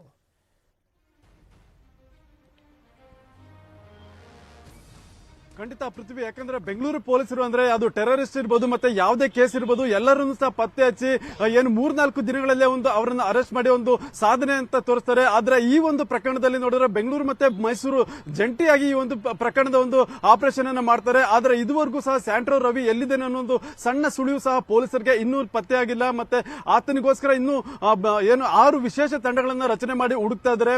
ಆದ್ರೆ ಈವರೆಗೆ ಸ್ಯಾಂಟ್ರೋ ರವಿ ಎಲ್ಲಿದ್ದಾನೆ ಮತ್ತೆ ಎಲ್ಲಿ ಆತನ ಅಡುಗು ತಾಣ ಇದೆ ಅನ್ನೋದ್ರ ಬಗ್ಗೆ ಪತ್ತೆ ಹಚ್ಚೋದಕ್ಕೆ ಪೊಲೀಸರು ಅರಸಾಹಸವನ್ನ ಪಡಬೇಕಾಗಿದೆ. ಈಗಾಗಲೇ ಏನು ನಿನ್ನೆ ಮತ್ತೆ ಕಳೆದ 2 ದಿನಗಳಿಂದ ಮೈಸೂರು ಪೊಲೀಸರು ಇಲ್ಲಿ ಬೆಂಗಳೂರಿನಲ್ಲೇ ಬೀಡು ಬಿಟ್ಟಿದ್ದಾರೆ. ಆತನಿಗೆ ಸೇರಿದಂತ ಮನೆ ಇರ್ಬೋದು, ಮತ್ತೆ ಬ್ಯಾಂಕ್ ಅಕೌಂಟ್ಸ್ ಇರ್ಬೋದು, ಎಲ್ಲ ಕಡೆ ಒಂದು ಶೋಧವನ್ನು ಮಾಡ್ತಾ ಇದ್ದಾರೆ. ಆತನ ಅಕೌಂಟ್ಸ್ ಅನ್ನ ಜಾಲಾಟ ಮಾಡಿ ಎಷ್ಟು ಹಣ ಇದೆ, ಟ್ರಾನ್ಸಾಕ್ಷನ್ ಏನಾಗಿದೆ ಅನ್ನೋದನ್ನ ಪರಿಶೀಲನೆ ಮಾಡಿದ್ದಾರೆ. ಮತ್ತೆ ಬೆಂಗಳೂರು ಪೊಲೀಸರ ಸಹಾಯವನ್ನು ಸಹ ಈಗಾಗಲೇ ಮೈಸೂರು ಪೊಲೀಸರು ಪಡ್ಕೊಂಡಿದ್ದಾರೆ. ಇಲ್ಲಿನ ಒಂದು ಟೆಕ್ನಿಕಲ್ ಒಂದು ತಾಂತ್ರಿಕವಾಗಿ ಆತನನ್ನು ಪತ್ತೆ ಹಚ್ಚೋದಕ್ಕೆ ಇಲ್ಲಿನ ಬೆಂಗಳೂರು ಪೊಲೀಸರನ್ನ ಪಡ್ಕೊಂಡು ಅವರ ಮುಖಾಂತರವಾಗಿ ಆತನ ಬ್ಯಾಂಕ್ ವಹಿವಾಟು ಇರಬಹುದು, ಮತ್ತೆ ATM ಬಳಕೆ ಇರಬಹುದು, ಮತ್ತೆ ಆನ್ಲೈನ್ ಮುಖಾಂತರ ಏನಾದ್ರು ಫುಡ್ ಡೆಲಿವರಿಯನ್ನ ಪಡ್ಕೊಳ್ತಾನ ಅನ್ನೋದ್ರ ಬಗ್ಗೆ ಶೋಧವನ್ನು ಮಾಡಿದರೆ. ಆದ್ರೆ ಈವರೆಗೂ ಸಹ ಅದ್ರ ಬಗ್ಗೆ ಅದರಲ್ಲೂ ಸಹ ಒಂದು ಸಣ್ಣ ಕ್ಲೂ ಸಹ ಪೊಲೀಸರಿಗೆ ಲಭ್ಯ ಆಗಿಲ್ಲ. ಮತ್ತೆ ಈಗಾಗಲೇ ದೊಡ್ಡವರ ಹೆಸರೆಲ್ಲ ಕೇಳಿ ಬರ್ತಾ ಇದೆಯಲ್ಲ, ಅದ್ರ ಜೊತೆಗೆ ಪೊಲೀಸ್ ಇಲಾಖೆಯವರದು ಕೂಡ ಸಾಕಷ್ಟು ಜನರ ಹೆಸರು ಕೇಳಿ ಬರ್ತಾ ಇದೆಯಲ್ಲ. ಈತ ಸಿಕ್ಕಾಕೊಂಡ್ರೆ ಅವರು ಸಿಕ್ಕಾಕೊಳ್ತಾರೆ ಅನ್ನುವ ಕಾರಣಕ್ಕೋಸ್ಕರ ಅವರೆಲ್ಲರೂ ಕೂಡ ಸೇರಿಸ್ಕೊಂಡು ಈತನನ್ನ ಎಲ್ಲ ಒಂದ್ ಕಡೆ ಭೂಗತ ಮಾಡಿದಾರ ಅಂತ. ಖಂಡಿತ ಪೃಥ್ವಿ ಆಗ್ಲೂ ಇರಬಹುದು. ಯಾಕಂದ್ರೆ ಆತನಿಗೆ ಪೊಲೀಸ್ ಇಲಾಖೆಯಲ್ಲೂ ಸಹ ಸಾಕಷ್ಟು ಜನ ಆಪ್ತರಿದ್ದಾರೆ. ಮತ್ತೆ ಪೊಲೀಸ್ ಇಲಾಖೆ ಒಂದು ಆಳ ಹಗಲ ಎಷ್ಟಿದೆ ಅನ್ನೋದು ಸಹ ಆತನಿಗೆ ಸಂಪೂರ್ಣವಾಗಿ ಮಾಹಿತಿ ಇದೆ. ಆದ್ರಿಂದ ಇದನ್ನೇ ಆತ ಬಳಸ್ಕೊಂಡು ಎಲ್ಲಾದ್ರೂ ಬೇರೆ ಏನು ನಿಗೂಢವಾಗಿ ಇರಬಹುದು ಅನ್ನೋ ಒಂದು ಶಂಕೆ ಸಹ ವ್ಯಕ್ತವಾಗ್ತಿದೆ. ಆದ್ರೂ ಸಹ ಮೈಸೂರು ಮತ್ತೆ ಬೆಂಗಳೂರು ಪೊಲೀಸರು ನಿರಂತರವಾಗಿ ಏನು ಹುಡುಕಾಟ ಮಾಡ್ತಾ ಇದೀವಿ, ಮತ್ತೆ ಅದಕ್ಕೋಸ್ಕರ ತಾಂತ್ರಿಕವಾಗಿ ಏನೆಲ್ಲ ಒಂದು ಕ್ರಮಗಳನ್ನ ಕೈಗೊಳ್ಳಬೇಕು, ಮತ್ತೆ ಪತ್ತೆ ಹಚ್ಚುವಂತ ಮಾರ್ಗ ಏನಿದೆ ಅದರಲ್ಲಿ ನಾವು ಶೋಧವನ್ನ ಮಾಡ್ತಾ ಇದೀವಿ ಅಂತ ಹೇಳ್ತಾ ಇದ್ದಾರೆ. ಆದ್ರೆ ಸುಮಾರು 7 ದಿನ ಆಗಿದೆ ಆತನ ಮೇಲೆ ಒಂದು FIR ದಾಖಲಾಗಿ ಮೈಸೂರಿನಲ್ಲಿ. ಆದರೆ ಈವರೆಗೂ ಸಹ ಆತನವನ್ನ ಪತ್ತೆ ಹಚ್ಚೋದಕ್ಕಾಗ್ಲಿ ಅಥವಾ ಬಂಧನ ಮಾಡೋದಕ್ಕಾಗ್ಲಿ ಇನ್ನೂ ಆಗ್ತಾ ಇಲ್ಲ. ಅದರಿಂದ ಪೊಲೀಸರು ಇನ್ನು ಯಾವ ದಿಕ್ಕಿನಲ್ಲಿ ಕೆಲಸ ಮಾಡ್ತಾ ಇದ್ದಾರೆ, ಮತ್ತೆ ಇನ್ನು ಎಷ್ಟು ದಿನ ಆಗುತ್ತೆ ಆತನನ್ನ ಪತ್ತೆ ಹಚ್ಚೋದಕ್ಕೆ ಅನ್ನುವಂಥ ಪ್ರಶ್ನೆಗಳು ಈಗ ಉದ್ಭವ ಆಗ್ತಿದಾವೆ. ಪೃಥ್ವಿ, ಓಕೆ, ಥ್ಯಾಂಕ್ ಯು ಮುನಿರಾಜು ನಿಮ್ಮೆಲ್ಲ ಮಾಹಿತಿಗಾಗಿ. ಕಲಬುರಗಿ ಜಿಲ್ಲೆಯಲ್ಲಿ JDS ಪಂಚರತ್ನ ಯಾತ್ರೆ 3ನೇ ದಿನಕ್ಕೆ ಕಾಲಿಟ್ಟಿದೆ. ಸೇಡಂ ಮತಕ್ಷೇತ್ರದ ಸುಲೇಪೇಟ್ನಲ್ಲಿ ಮಾಜಿ CM ಕುಮಾರಸ್ವಾಮಿ ಅವರಿಗೆ ಅದ್ದೂರಿ ಸ್ವಾಗತವನ್ನು ನೀಡಲಾಯಿತು. ಡೊಳ್ಳು ಬಾಜಾ ಭಜಂತ್ರಿ ಬಾರಿಸಿ ಕಡಲೆ ಗಿಡದ ಬೃಹತ್ ಹಾರವನ್ನು ಹಾಕಿ ಕುಮಾರಸ್ವಾಮಿ ಅವರಿಗೆ ಅದ್ದೂರಿ ಸ್ವಾಗತವನ್ನು ಕೋರಲಾಯಿತು. ಸುಲೇಪೇಟ್ ನಂತರ ಸೇಡಂನಲ್ಲಿ ಬೃಹತ್ ಬಹಿರಂಗ ಸಭೆ ನಡೆಯಲಿದೆ. ರಥಯಾತ್ರೆಗೆ ನಾಡಿನ ಉದ್ದಗಲಕ್ಕೂ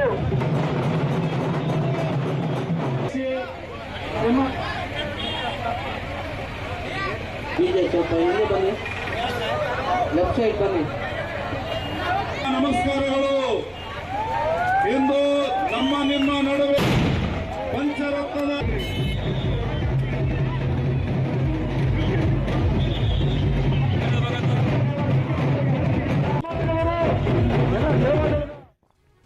ಮಾಜಿ ಸಚಿವ ಜನಾರ್ದನ್ ರೆಡ್ಡಿ ಅವರ ಹುಟ್ಟುಹಬ್ಬದ ಸಂಭ್ರಮ. ಈ ಹಿನ್ನೆಲೆಯಲ್ಲಿ ಕೊಪ್ಪಳ ಜಿಲ್ಲೆಯ ಗಂಗಾವತಿಯ ಐತಿಹಾಸಿಕ ಹಿರೇಜಂತಗಲ್ ಪಂಪ ವಿರೂಪಾಕ್ಷೇಶ್ವರ ದೇವಸ್ಥಾನಕ್ಕೆ ಜನಾರ್ದನ್ ರೆಡ್ಡಿ ಆಗಮಿಸಿ ಪೂಜೆಯನ್ನ ಸಲ್ಲಿಸಿದರು.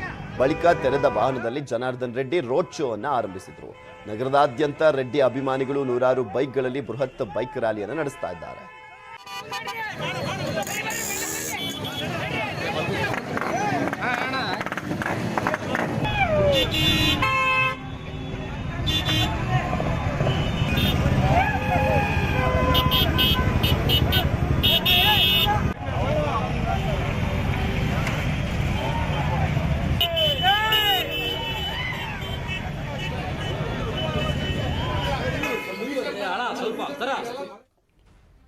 ಬೆಳಗಾವಿ ಗ್ರಾಮೀಣ ಕ್ಷೇತ್ರದಲ್ಲಿ ಆಣೆ ಪ್ರಮಾಣ ಪಾಲಿಟಿಕ್ಸ್ ಜೋರಾಗಿ ನಡೀತಾ ಇದೆ. ತೆಂಗಿನಕಾಯಿ ಮುಟ್ಟಿಸಿ ಆಣೆ ಮಾಡಿಸಿರುವಂತ ಆರೋಪ.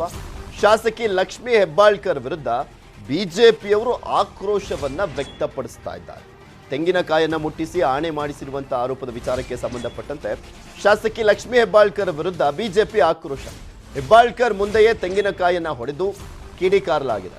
ಹೊನ್ನಿಹಾಳ ಗ್ರಾಮದಲ್ಲಿ ಬಿಜೆಪಿ ಕಾರ್ಯಕರ್ತರು ಆಕ್ರೋಶವನ್ನ ಹೊರಹಾಕಿದ್ದಾರೆ. ತೆಂಗಿನಕಾಯಿ ಹೊಡೆಯೋದನ್ನ ನೋಡುತ್ತಾ ನಿಂತಿದ್ದಾರೆ ಶಾಸಕಿ. ಬಿಕಾಸ್ ಇದು ರಾಜಕೀಯದಲ್ಲಿ ಕಾಮನ್, ಎಲ್ಲರೂ ಮಾಡ್ತಾರೆ, ಬರೀ ಕಾಂಗ್ರೆಸ್ ಅಂತಲ್ಲ, ಎಲ್ಲಾ ಪಕ್ಷದವರು ಕೂಡ ಇಂಥ ಕೆಲಸಗಳನ್ನ ಮಾಡ್ತಾರೆ. ಈ ರೀತಿಯಾಗಿ ಬಿಜೆಪಿ ಕಾರ್ಯಕರ್ತರು ಹೊಡಿಬೇಕಾದ್ರೆ ಅವ್ರು ನೋಡ್ತಾ ಇದ್ರು, ಸಹಜ ಅಲ್ವಾ? ಈ ಅವ್ರ ಕಾರ್ಯಕರ್ತರು ಹೊಡಿತಾರೆ. ನೆಕ್ಸ್ಟ್ ಕಾಂಗ್ರೆಸ್ನ ಅಥವಾ ಬಿಜೆಪಿಯ ಯಾರಾದರೂ ನಾಯಕರು ಹೋಗುವಂತ ಸಂದರ್ಭದಲ್ಲಿ ಹೊಡೆದ್ರೆ ಹೊಡ್ಕೊಳ್ಳಿ ಅಂತ ಶಾಸಕಿ ಲಕ್ಷ್ಮೀ ಹೆಬ್ಬಾಳ್ಕರ್ ಅವರು ನೆಡ್ಕೊಂಡು ಹಂಗೆ ಸಾಗಿದ್ರು. ಮಿಕ್ಸರ್ ಕೊಟ್ಟನೆ, ಪಾತ್ರೆ ಕೊಟ್ಟನೆ ಮಾಡ್ಕೊಂಡು ಅದ್ರ ಮೇಲೆ ತೆಂಗಿನಕಾಯಿ ತಗೊಂಡು ಹಾನಿ ಮಾಡಬೇಕು, ಆಮೇಲೆ ಕೊಡ್ತೇನೆ, ಈ ತಂತ್ರಗಾರಿಕೆಗೆ ಜನರು ಧಿಕ್ಕಾರ ಮಾಡಿದ್ದಾರೆ. ಇವತ್ತು ಹೊನ್ನಾಳ ಊರಲ್ಲಿ ಸಾಕಷ್ಟು ಮಾತೆಯರೇ, ಹಿರಿಯರೇ, ಹುಡುಗರೇ, ತರುಣರೇ ಎಲ್ಲರೂ ಸೇರಿ ತೆಂಗಿನಕಾಯಿ ಹೊಡೆದು ನಿಷೇಧವನ್ನು ವ್ಯಕ್ತಪಡಿಸಿದ್ದಾರೆ. ಮತ್ತು ಇಂಥ ರಾಜಕೀಯಕ್ಕೆ ಯಾವಾಗೂ ಅವಕಾಶ ಸಿಗಲ್ಲ ಅಂತ ಹೇಳಿ ಜನರು ಒಂದು ಮೆಸೇಜನ್ನು ಕೊಟ್ಟಿದ್ದಾರೆ. ಎಲ್ಲ ಊರಿನ ಗುರು ಹಿರಿಯರಿಗೆ ಎಲ್ಲರೂ ಧನ್ಯವಾದ ಕೋರುತ್ತೇನೆ. ಇಂಥ ಹೊಲಸ ರಾಜಕೀಯಕ್ಕೆ ಯಾರೂ ಅವಕಾಶ ಕೊಡಬಾರ್ದು. ಮಾಡಬೇಕಾದ್ರೆ ಅಭಿವೃದ್ಧಿ ಮಾಡಬೇಕು, ಉದ್ಯೋಗ ಕೊಡಬೇಕು, ನೌಕರಿ ಕೊಡಬೇಕು, ಅದ ಜನರದ ಆಕಾಂಕ್ಷೆ ಇದೆ, ಅಪೇಕ್ಷೆ ಇದೆ. ಅದು ಬಿಟ್ಟು ಏನು ಮಾಡ್ಲಿಕ್ಕಾಗಿಲ್ಲ ಅಂತೇಳಿ ಸುಮ್ಮನೆ ಮಾತಿನ ಸರದಾರಣಿ ಅಂತ ಹೇಳಿ ದೊಡ್ಡ ದೊಡ್ಡ ಮಾತು ಹೋಗಿದ್ದು, ಆ ಊರಲ್ಲಿ ಇಷ್ಟು ಕೋಟಿ ಕೊಟ್ಟನೆ, ಈ ಊರಲ್ಲಿ ಇಷ್ಟು ಕೋಟಿ ಕೊಟ್ಟನೆ, ಇದೆಲ್ಲ ಸುಳ್ಳಿನ ಮಾತ. ಇವತ್ತು ಜನರು ಒಂದು ತಕ್ಕ ಪಾಠ ಕಲಿಸಿದ್ದಾರೆ ಅಂತ ಎಲ್ಲರೂ ನಾನು ಧನ್ಯವಾದ ಕೋರುತ್ತೇನೆ. ಬೆಂಗಳೂರಿನ ಹೆಸರುಘಟ್ಟದಲ್ಲಿ ಪವರ್ ಸ್ಟಾರ್ ಪುನೀತ್ ರಾಜ್ಕುಮಾರ್ ಅವರ ಭಾವಚಿತ್ರವನ್ನ ಬಿಡಿಸಿದ್ದಾರೆ ಕಲಾವಿದ ಬಾದಲ್ ನಂಜುಂಡಸ್ವಾಮಿ. 45 ಅಡಿ ಎತ್ತರದ ಚಿತ್ರ ಅನಾವರಣಗೊಳಿಸಿದ್ರು ನಟ ಡಾಲಿ ಧನಂಜಯ್. 45 ಅಡಿ ಎತ್ತರ, 17 ಅಡಿ ಅಗಲವಿರುವಂತಹ ಅಪ್ಪು ಚಿತ್ರ ಎಲ್ಲರ ಗಮನವನ್ನು ಸೆಳೆಯಿತು. ಈ ಚಿತ್ರವನ್ನು ಬಿಡಿಸಲಿಕ್ಕೆ 10 ದಿನಗಳು ಶ್ರಮಿಸಿದ್ದಾರೆ ಬಾದಲ್ ನಂಜುಂಡಸ್ವಾಮಿ. ಅಪ್ಪು ಭಾವಚಿತ್ರ ಅನಾವರಣ ಮಾಡಿ ಸಂಭ್ರಮಿಸಿದ್ರು ಡಾಲಿ ಧನಂಜಯ್. ನಾನು ಅಪ್ಪು ಅಭಿಮಾನಿ. ಅಪ್ಪು ಸರ್ ನಮ್ಮ ಮನಸ್ಸಿನಲ್ಲಿ ಸದಾ ಜೀವಂತ. ಇಂದು ಅವರ ಭಾವಚಿತ್ರ ಅನಾವರಣ ಮಾಡಿದ್ದು ಖುಷಿಯಾಗಿದೆ ಅಂತ ಹೇಳಿದರು. ಇದೇ ವೇಳೆ ತಮಟೆ ಸೌಂಡಿಗೆ ನಟ ಡಾಲಿ ಧನಂಜಯ್ ಸಖತ್ ಸ್ಟೆಪ್ ಅನ್ನ ಹಾಕಿದ್ರು.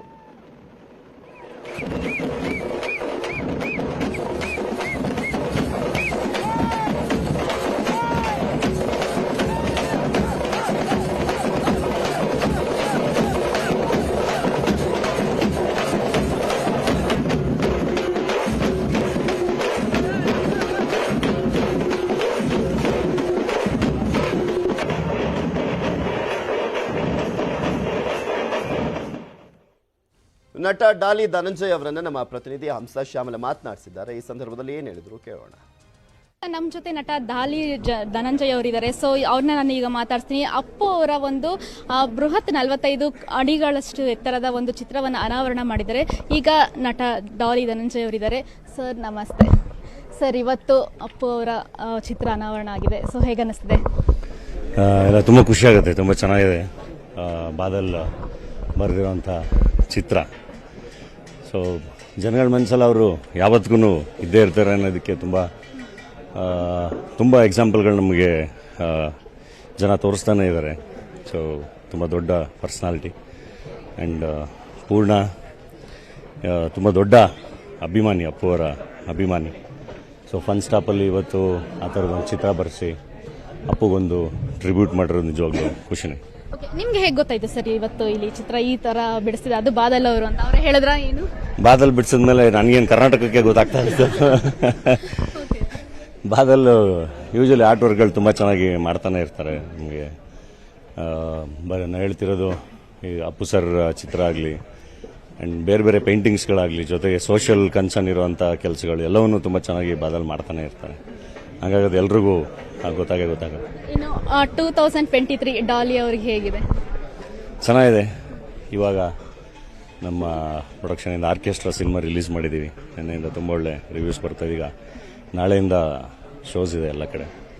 ಒಂದಿಷ್ಟು ಜನಕ್ಕೆ ಶೋಗಳು ತೋರಿಸಿದ್ವಿ, ಎಲ್ಲ ತುಂಬ ಇಷ್ಟಪಟ್ಟು. ಇವನ್ ರಿವ್ಯೂಸ್ ಕೂಡ ತುಂಬ ಚೆನ್ನಾಗಿದೆ ಪ್ರೊಡಕ್ಷನಿಂದ. ಇನ್ನು ನಂದು ವಯಸ್ಸೆಲ್ಲ ಮುಗಿದು ನಾನು ರಿಲೀಸಿಗೆ ರೆಡಿ ಆಗ್ತಾ ಇದೆ. ಅಂದ್ರೆ ಲಾಸ್ಟ್ ಇಯರ್ 6 ಮೂವೀಸ್ ಬಂದಿತ್ತು ನಿಮ್ಮ ಕಡೆಯಿಂದಾನೆ. ಸೊ ಈ ಬಾರಿ ಇನ್ನೂ ಜಾಸ್ತಿ ಎಕ್ಸ್ಪೆಕ್ಟ್ ಮಾಡೋದು ಅಭಿಮಾನಿಗಳು?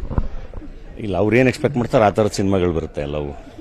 ಒಳ್ಳೆ ತುಂಬ ಖಡಕ್ಕಾಗಿ ಒಳ್ಳೆ ಆಕ್ಷನ್ ಎಂಟರ್ಟೈನರ್ಗಳು ಎಕ್ಸ್ಪೆಕ್ಟ್ ಮಾಡ್ತಾರೆ ಅವರು. ಅದೇ ಥರದ ಸಿನಿಮಾಗಳೇ ಬರುತ್ತೆ. ರಮ್ಯಾ ಅವ್ರ ಜೊತೆನೂ ಕೂಡ ಮೂವಿ ಮಾಡ್ತೀರಾ. ಸೊ ಎಲ್ಲಿವರೆಗೂ ಬಂದಿದೆ? ಅದೇನು ಪ್ರೀ ಪ್ರೊಡಕ್ಷನ್ ವರ್ಕ್ ನಡೀತಾ ಇದೆ, ಶುರು ಆಗ್ಬೇಕು. ಅಭಿಮಾನಿಗಳಿಗೆ ಏನು ಹೇಳ್ತೀರಾ ಸರ್? ಚೆನ್ನಾಗಿರಿ, ಚೆನ್ನಾಗಿ ಕೆಲಸ ಮಾಡಿ, ಚೆನ್ನಾಗಿ ಬೆಳೀರಿ ಅಂತಲೇ ಹೇಳ್ತೀನಿ. ಇನ್ನೇನು ಹೇಳೋದು. ಈಗ ಇಲ್ಲಿ ಫಾರ್ ಎಕ್ಸಾಂಪಲ್ ಇಲ್ಲಿ ಫನ್ ಸ್ಟಾಪ್ ಈ ಥರದ್ದೊಂದು ಜಾಗ ಮಾಡಿಕೊಂಡು ಒಂದಿಷ್ಟು ಜನ ಕೆಲಸ ಕೊಟ್ಕೊಂಡು ಅದ್ರ ಮಧ್ಯ ಟ್ರಿಬ್ಯೂಟ್ ಕೊಟ್ಕೊಂಡು ಅದೊಂದು ಚಂದಲ್ಲ. ಈಸ್ ಆಲ್ಸೋ ಯಂಗ್ಸ್ಟರ್ ಪೂರ್ಣಚಂದ್ರನು. ಸೊ ಈ ಥರ ಎಲ್ಲರೂ ಕೆಲಸ ಮಾಡಬೇಕು, ಚೆನ್ನಾಗಿ ಆಗ್ಬಿಟ್ಟು.